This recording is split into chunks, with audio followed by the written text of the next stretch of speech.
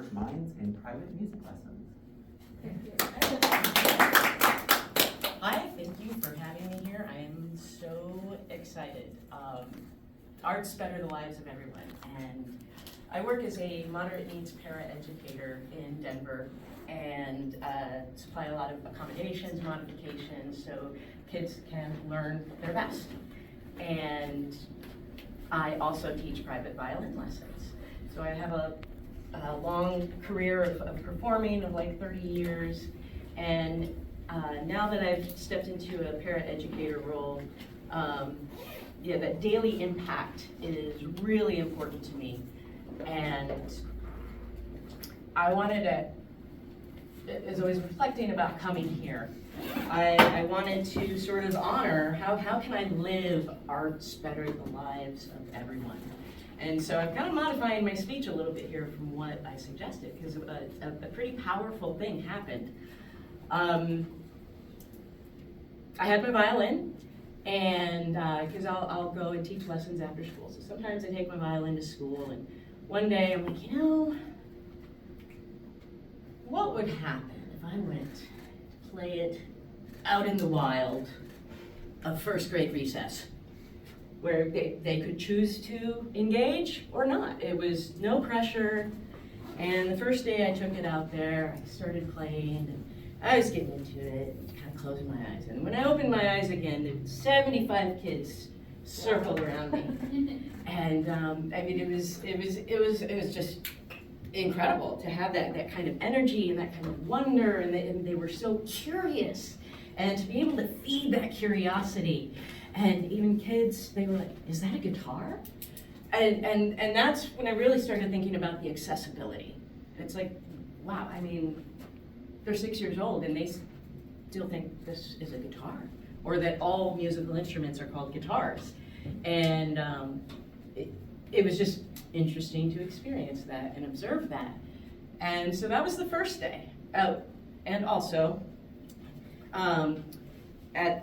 outside at the playground at that time, we have a non-speaking student, and she was out there with her para, and as soon as she heard the music, she just came over and she stood and she just complete focused attention for the entire time.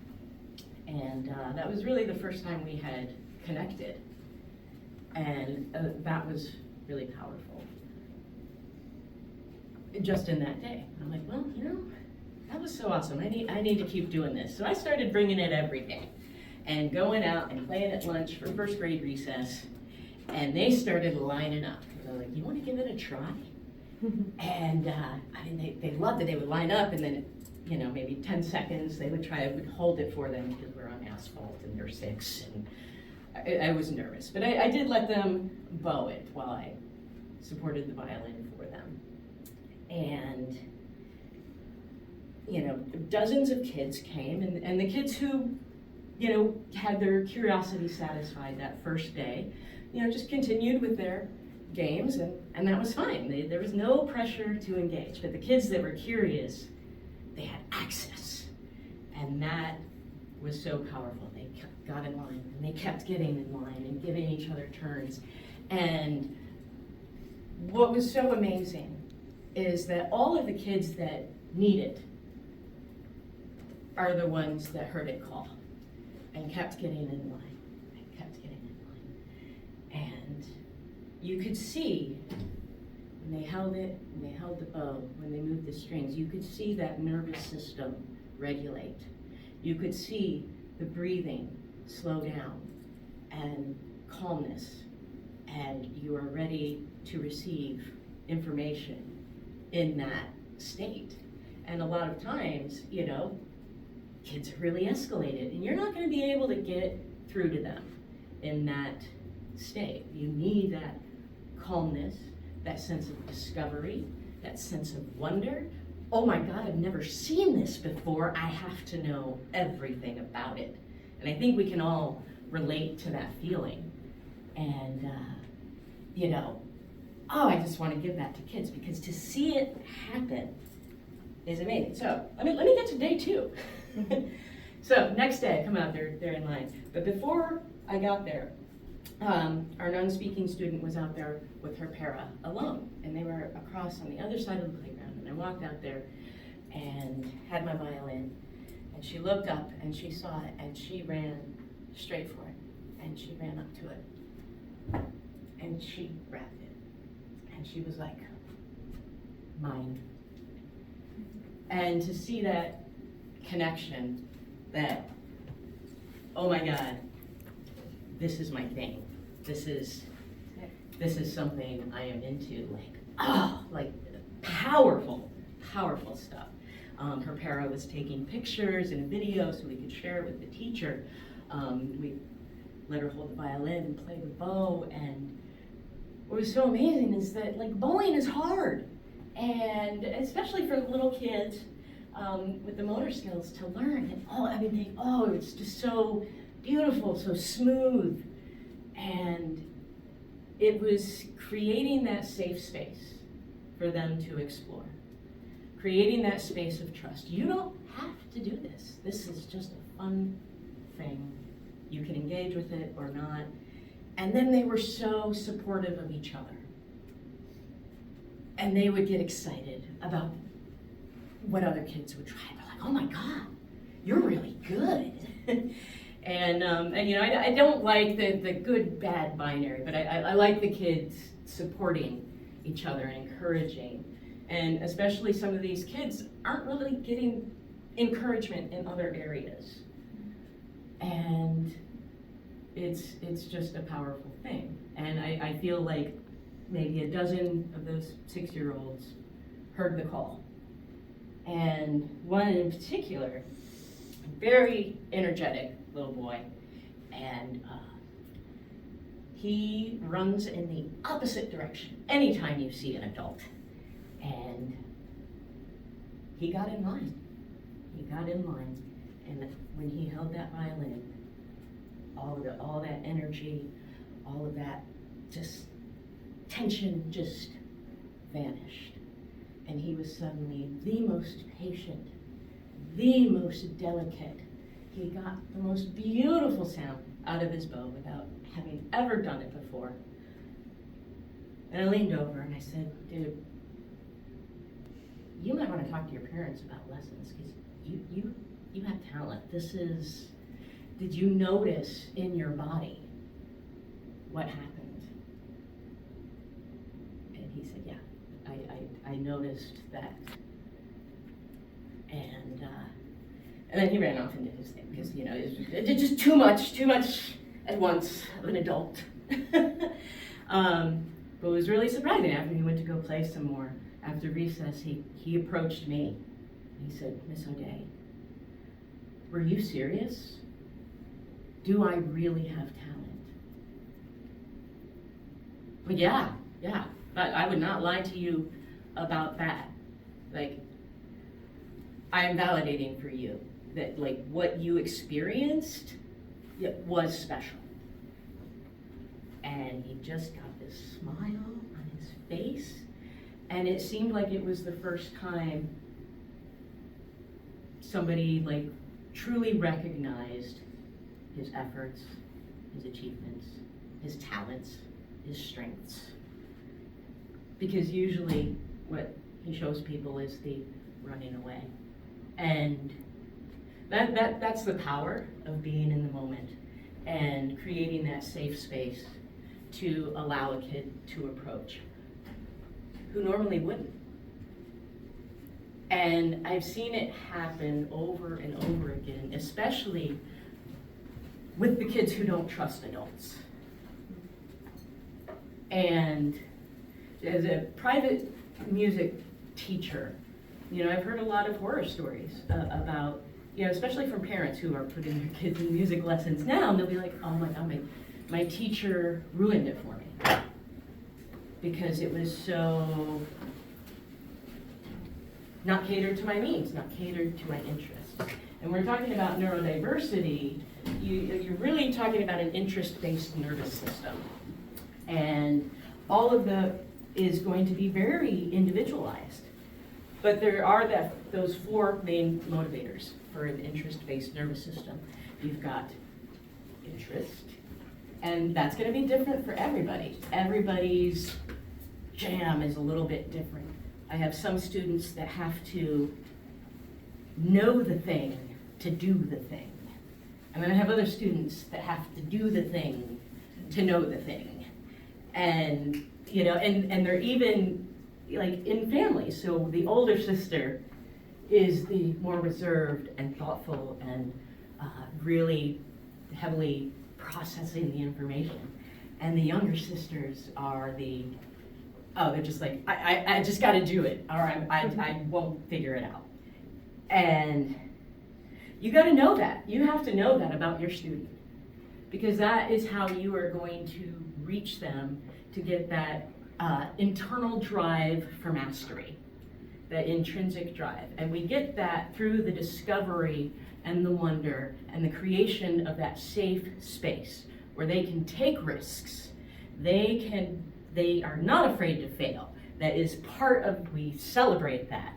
I like to tell my students, you are the captain of this ship, and I am your trusty navigator. Wherever you want to go, I will tell you 2 or 3 different ways to get there, and the unique challenges that lie ahead for each. And you create that imagery. You get them to buy into that, yes, I am an explorer. We are hacking through the jungle, and this is amazing. And so a lot of times again, when I took that violin out to recess, out in the wild, and they responded like they did, it was like, oh my God, this, I have to keep doing this.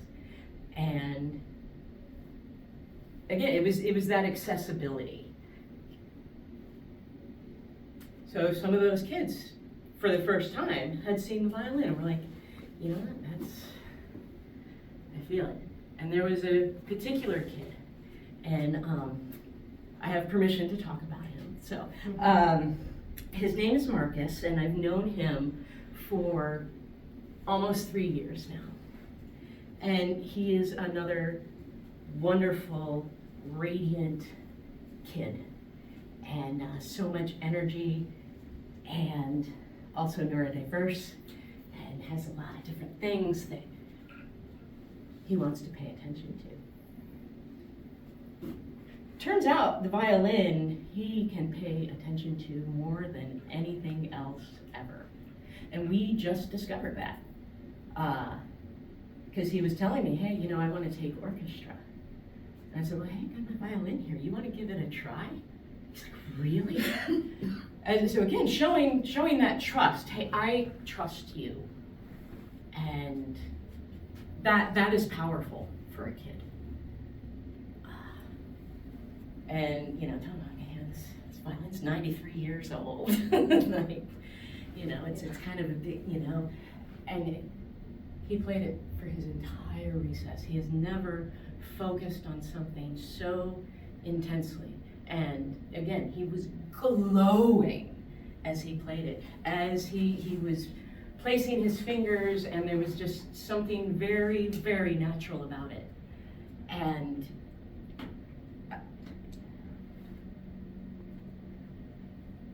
I told him, I said,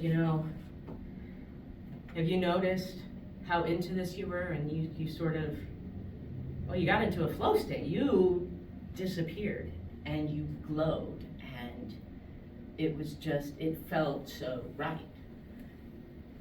And I'm gonna name that for you. And violin, right here, right now, is choosing you. It is asking you, learn my language and speak through me. And he went up to his teacher after that. He said, Miss Lee, I found my passion, and it's the violin. And he's signed up for orchestra, and I told him, I said, I will be there for you. If you hear the call and you want a violin mentor, I will be that for you. And he said, you're the only one I trust. And, it took 3 years. It took 3 years to get there, that I've been trying to build this trust. And it was that musical connection that helped him find his own strength, his own power, his own ability to regulate, to focus, and where his strength and power is, and to be able to bear witness to that moment. I can't tell you how powerful that is. And it's, you know, it's hard to get there. To be open, to not be in your head thinking about, oh, what am I gonna do next? How am I gonna do this? And it's more about the being, like, I am holding this space for you. And whatever you do, I'm all in. And like, that's a very Rogerian thing, the unconditional positive regard, what everyone needs to succeed and find themselves and find their voice.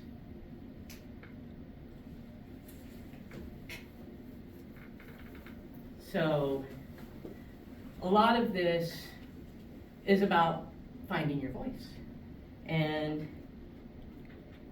how to speak, and that's kind of why I'm here today. I was diagnosed with ADHD 2 years ago and started stimulant medication, and it absolutely changed my life. As I was walking here, I was kind of feeling a little nervous. I was feeling like, oh gosh, I've never done this before. It's a little, but I had taken the Adderall 45 minutes before, and I could feel it kick in the middle of a stride, walking here, and I was so calm. I was like, I am not having that social anxiety, that it's the power in finding your own voice through helping kids find their voice. Like, wow, it is transformative. It's absolutely transformative, because I never would have imagined that I would be speaking in front of people. And now it's, you know, after watching the presentations yesterday, like, yeah, if not me, then who? Who's gonna talk about it? But this power of play, that the first language, every kid's natural language, is how they process the entire world. And that is how you get in tune with them, is just through play and letting them lead and encouraging the exploration, encouraging the discovery, encouraging small, maybe in your mind, maybe in other people's mind, very small achievements. But those build, that small achievement gets to a bigger achievement, to a bigger achievement, and they just explode exponentially. I think that was my 2 minutes. I can kind of get on a roll. But it has been an absolute pleasure to be able to come out here and connect with all of you and see a whole new world open up for me in advocacy and how to do it. And I don't know what I'm doing, but I know I can live it. I know I can bring it every day. And that's just what I'm going to try and do. So thank you very much.